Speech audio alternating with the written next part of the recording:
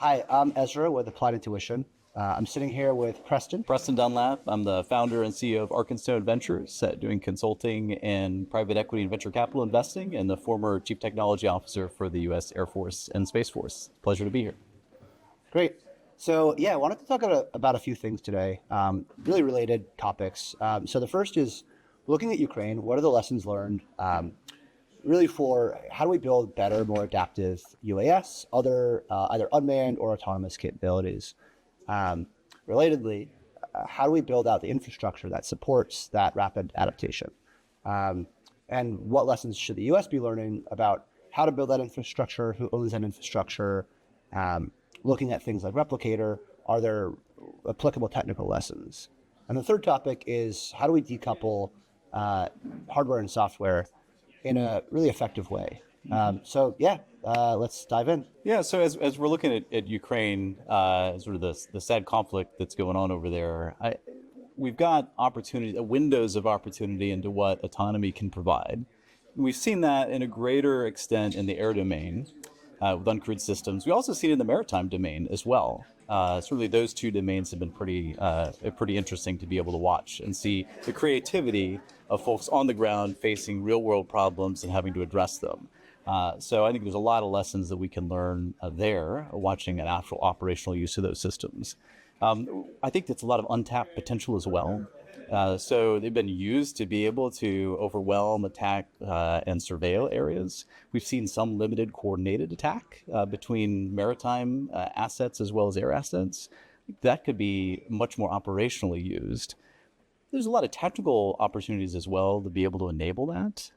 So greater communications, capabilities and coordination amongst the aircraft or maritime assets, or even just single domain communication. The opportunity to be able to modify communications channels and approaches to be able to overcome any type of electronic warfare or jamming as the adversary may put forward. And software is key to being able to do that. And then the producibility of being able to manufacture those systems expeditiously and at great numbers and scale are sort of at least three key things that I think could benefit even more what's happening over there. That makes sense. I do wonder. So we sat down with the head of the British Army a few weeks ago, and to a degree, like the British are, and Europe is looking at this a lot more closely than us, and they're I think a lot more involved in really like the tactical application. And so what they told us is, they were sitting down with some Ukrainian generals, and we're told if we send out an FPV drone or some new capability, the first time it's going to be effective. The second time, the Russians are going to be watching it. And then the third time, they're going to stop you. And so, if you are Ukraine, they've been able to, I think, innovate by just being really scrappy, right? Like duct taping grenades onto drones, essentially. Yeah, that's right. And that's been their speed of innovation. If you look at really the conflicts we're looking at, right? Near-peer conflicts, I don't think we're set up to do that necessarily. For a bunch of reasons, right? Ukraine's operating on their own territory. It's maybe easier for them to get that scrappy. If we're deployed somewhere where we don't have those resources, what is the right way for us to innovate, to adapt? And I tend to think we have to have a more kind of productionized approach to it. We can't just be making things up on the fly. So I'm curious, how do you think about building the right infrastructure that lets us adapt? Let's, for example, an autonomous system adapt its behavior. And is autonomy even the right answer? Yeah, so I think of this as a bit of a mathematical equation. Okay. So some folks think it's additive. So I want software and hardware, and I've got the opportunity to have autonomy at scale. I think it's more like multiplication. So 1 times 1 is something else. So software times hardware equals software infused hardware, which is the strategic answer, I think, to your question. What do I mean by that? So in the software portion of that equation, it means we need to be able to deploy and deliver software at scale and speed and the supporting infrastructure to deploy those algorithms, not just in a monolithic system, but at over-the-air updates to uncrewed aircraft, maritime, ground vehicles, spacecraft, all systems.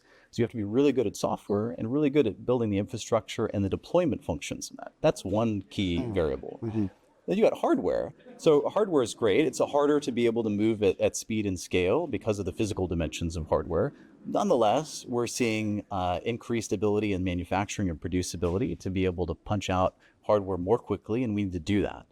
And you got to do both, but you need to multiply the two together. So software times hardware equals that software infused hardware. And that is the strategic aim, I think, to be able to address that, whether you're in a Ukraine scenario or you're in a Western Pacific scenario. Now, there's certain requirements that are important. Some of those scenarios require the ability to move with less visibility. Others want longer ranges. Others need refueling. So there's a scale of what that looks like, from small, agile, cheap, tactical to sort of mid-size, larger, longer. And you got to have a mix to be able to address that array of challenges that are out there. All supported in the backside by infrastructure, machine learning algorithms, and deployment of those algorithms onto platforms that work. And because the nature of conflict changes so quickly, you want to be able to update those systems real time on the fly as you get feedback. You may not be able to change the hardware at that speed, but you should be able to change how you operate, how you coordinate, how you communicate, how you see. You're able to change the sensing parameters and software-defined aperture, which is also sort of a future area inside the communications regime. I mean, not to draw too many parallels between commercial and defense. I think that's a trap that a lot of defense tech firms fall into, saying, oh, commercials figured this out. Why can't the DoD? Obviously, the DoD is a very different beast. And the other piece is a lot of OEMs really haven't figured out how to do software well. It's a very small number that do it at production, that are like pushing out, tens or more of software updates to vehicles. But what do you think the limiting factors are on the defense side to us doing that? I mean, there's network problems, there's bureaucracy and stovepiping problems. There's, of course, just bandwidth constraint problems. But I mean, if you had to kind of lay out the critical barriers, what do you think those are? Yeah, first, just to be fair, I mean, I've worked in the private sector in the investing world and a long time in defense, and nobody's got it right. There are problems. Every hardware company struggles with software, and most software companies struggle with hardware. It's bringing the two together that is difficult in the commercial sector as well as the national security sector. That said, I do think that the regulated marketplace and the Defense Department and the intelligence community have some unique challenges associated with it. Some you alluded to.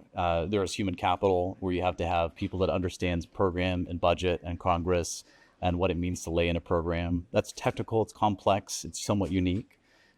Two, you got to have technical expertise in not only what the requirements are, but how to ask for and build and acquire systems that are highly adaptable in nature from software and hardware. And those aren't broadly characteristics that we have in our acquisition community. We often will teach to building requirements and lists and input metrics, and that's how the broad we sort of grade folks on. We need to change that to viewing grading on output metrics. What are you actually delivering? There, I think the commercial world has great lessons, because you're focused on building something and producing something with real customers. And if you don't deliver, you die as a company. And so what we don't want to do is have that same situation happen. And in the national security context, people can die. People can lose sovereignty, instability can happen, and we want to be able to provide deterrence and assurance so the stakes are very high from a global landscape if we don't get this right inside the Defense Department and the intelligence community. And so I think there's expertise there as well. The paths and approaches from an acquisition and development perspective are areas to grow. The real trick to making things happen in the defense and intelligence world, I think at the high level, is having the right people in each of those pockets, in the program and budget, in the acquisition, in congressional leadership, in requirements, and in the operator, all at the same time, rowing in the same direction. You can unlock a lot when you have that momentum and urgency. It's a good point, but it's also arguably the hardest challenge, right? Until there's a fundamental restructuring of, how JSONs works, how PPE, how acquisition works, that one is hard to me. And so the question is, in the interim, what does the approach look like? And so I, kind of pivoting to the third topic here, which is really separating out hardware and software. The primes are probably going to continue to produce platforms, at least produce the things at scale that maybe are designed by somebody else, prototyped by somebody else. I do think the DoD is as serious as it has been about buying software, like thinking about buying software the right way. So I guess two questions. One is, from a structural perspective, who kind of owns that? Is this a service level program? What is the role for, say, OSD to play? And the second piece is, we've talked a bit about the idea that your hardware is going to be relatively fixed, but you want to have highly adaptive software. So you imagine autonomy that can be updated over the air across a fleet of different UAS. Really tying those two pieces together, what does the right structure look like for us to start to focus on the right pieces of software delivered across the DoD? Yeah, it's a big question. It is a big A lot of questions in a question. So I think you asked some organizational questions as well as sort of how to think about that from a getting capability, get stuff in and deploy, which is fundamentally the most important thing.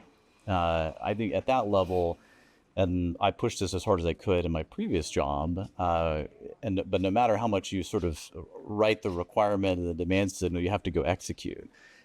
We should adopt commercial where it's available. If it's close, we should buy, procure, and deploy. If it's close but not functional in a way that's useful and safe, we should adapt and encourage commercial industry to go adapt. And if that doesn't work, then we should adopt commercial approaches, standards, opportunity, and then go build that in a defense unique way. And then if all that fails, then we should go build something sort of separate. So you got a bit of a waterfall opportunity on where, or a funnel on where you could start to go deploy.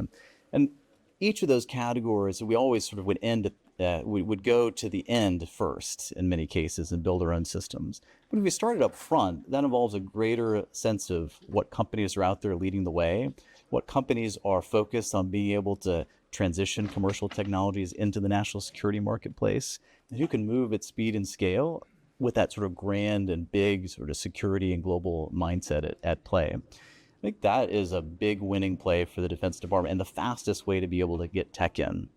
Won't work in all cases because commercial focused companies aren't going to build everything that the Defense Department needs. But we need to be able to see more of that. And we want to be able to see platform providers, which will probably remain a significant portion of what the Defense Department needs. We still need, big submarines. We need big ships, and those aren't generally commercially, desirable outside of a small market and transportation overall. And so we need to bring those communities together so that they have partnerships and opportunities to be able to learn from each other. And that's a learning opportunity both on the traditional defense ecosystem, but also on the sort of burgeoning new commercial ecosystem that is moving into the defense marketplace as well. And it's the nexus of the two that I think has a strong opportunity as we think about software and times hardware equals software infused hardware.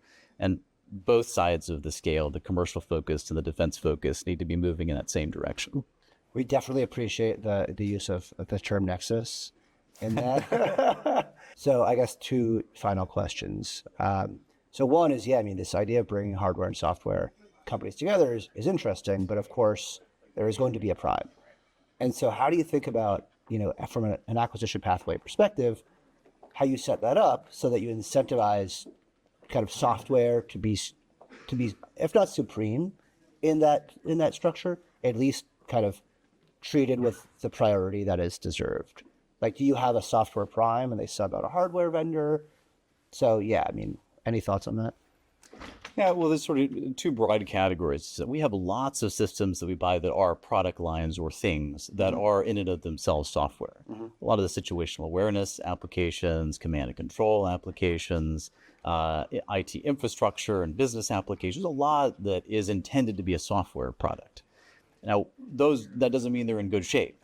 That means that they need to be done in modern software practices, containerized, deployed, adaptive, secure, and built on the right infrastructure, be that hybrid, cloud, or edge infrastructure. And then there's a whole other class, which is the hardware class, the products, the big things that we'll go buy with metal and in all the domains. And they tend to sort of lock a design and software, and then that is the design that you live with for 1, 2, 3, 4 decades or more, depending on the platform. And that's the model that's not going to work going forward. The world's moving too fast, too quickly. Software is changing. Adversaries are taking advantage of it. I sort of think about it in two ways. One is we have to move at speed in that software-hardware nexus because potential adversaries are doing so. But there's also just tremendous opportunity that we're missing out on when we don't take advantage of that and we sort of stick with the way we used to go do things. And what that means is that we got to have each of those parties that are involved in that decision all being supportive of it with the same urgency to go deploy. And at the end of the day, it comes down to humans, to people, motivated, empowered, bold, focused, to be able to go actually deliver this, because that's what it takes to actually make a difference in this regime. I think practically that's going to look like greater partnerships amongst these commercial software companies and the big platform building companies. Nobody's got the market cornered on perfect software or the perfect fusion of hardware and software. And so everyone's trying to figure this out and move in the direction. The good thing is everybody's trying to figure it out. Because if you're a commercial company that does hardware like the automotive industry, you're trying to do software infused hardware. If you're in the defense world trying to build ships and drones and aircraft, well, guess what? You're trying to bring software and autonomy into those systems as well. So unlike other times in history, we are well aligned between commercial objectives and incentives from a technology perspective and a national security, global stability, just sort of set of direction. And so that gives me some sense of hope and comfort. Not happy with where we're at. We need to move faster, but I think we are in the right direction. Now we've got to get there at scale and speed. Well, Preston, thanks a bunch for talking today. It's been a pleasure, and I hope you enjoy the rest of Nexus. Yeah, appreciate it. Thanks. It's been a pleasure to be here. Thank you.